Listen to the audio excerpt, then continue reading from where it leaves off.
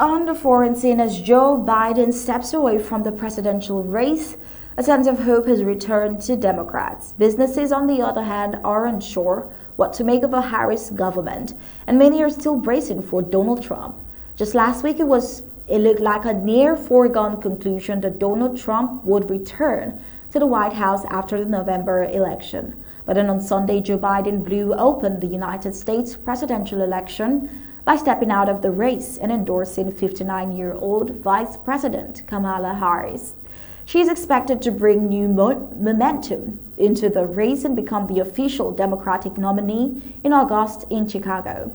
Harris has already seen a huge increase in fundraising, bringing in more than $81 million, that is 74.4 million euros, in the first 24 hours after Biden's announcement. Well, it is not just voters, donors, or politicians who have taken notice. Businesses in the US and around the world are also taking stock of what this upheaval could mean.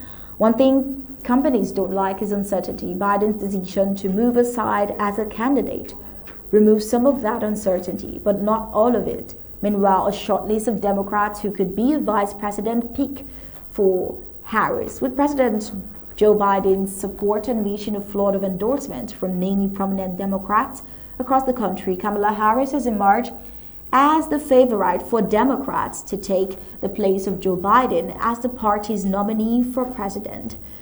Now the conversation is fast moving around who will serve as Harris's running mate, with only 28 days until the Democratic National Convention begins in Chicago, where Harris presumably will be officially nominated. The scramble to find the Democrats' vice presidential nominee has already begun. North Carolina Governor Roy Cooper, Pennsylvania Governor Josh Shapiro, and Arizona Senator Mark Kelly are amongst the Democrats who have been asked to submit information about their finances, family histories, as well as personal details.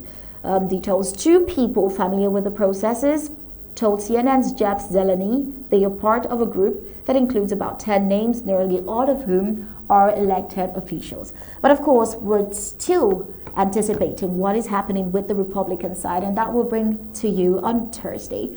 Before that will be all on the foreign scene. Coming up next is the recap for Amba tonight.